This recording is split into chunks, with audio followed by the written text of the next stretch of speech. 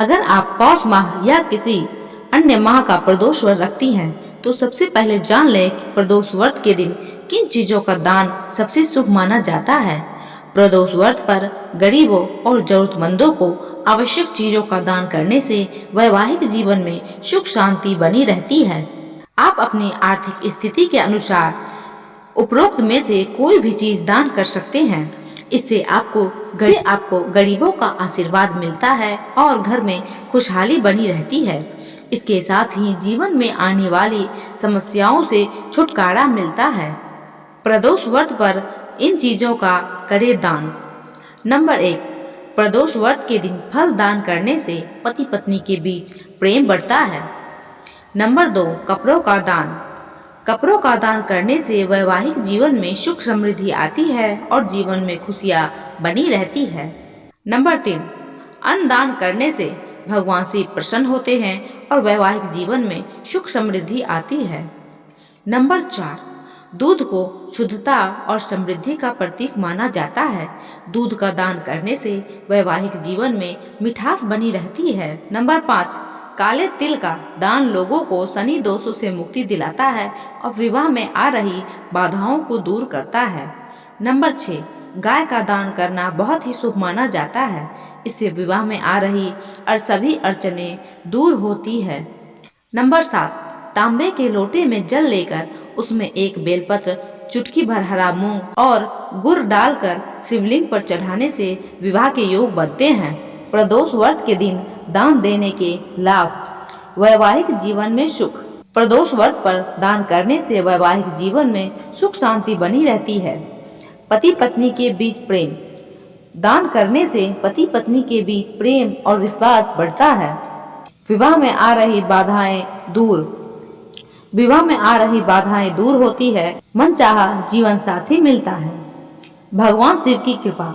इस दिन दान करने से भगवान शिव प्रसन्न होते हैं और उनकी कृपा प्राप्त होती है।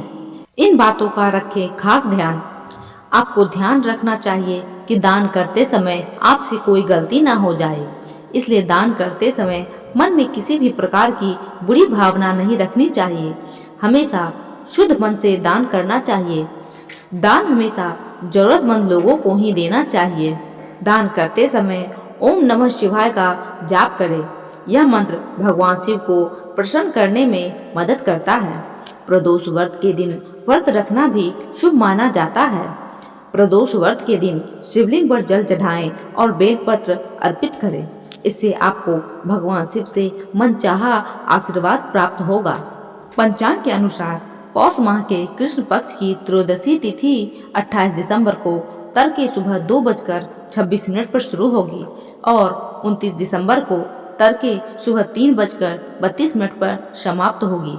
ऐसे में 28 दिसंबर को वर्ष का अंतिम प्रदोष व्रत किया जाएगा। इस दिन शनिवार होने की वजह से इसे शनि प्रदोष व्रत के नाम से जाना जाएगा।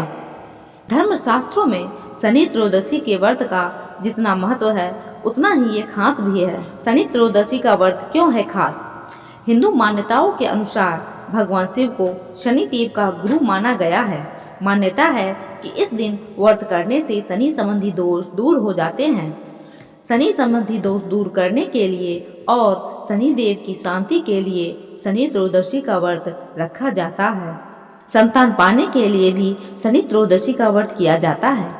मान्यता है कि इस दिन व्रत करने से संतान प्राप्ति की इच्छा पूर्ण होती है। इस व्रत को करने से शनि की साढ़े सती और ढैया का असर भी कम हो जाता है। जिन पर शनि की साढ़े सती या ढैया चल रही है उनको इस दिन व्रत अवश्य करना चाहिए। शनि त्रयोदशी का व्रत करने से घर धन्य धान से भर जाता है। साथ ही ये व्रत कष्टों और दुखों को दूर करता है। इस दिन दशरथ कृत शनि स्त्रोत का पाठ करना चाहिए। ऐसा करने वाले शनि के अशुभ असर से बच सकते हैं। इसके अलावा इस दिन शनि चालीसा और शिव चालीसा का भी पाठ करना चाहिए।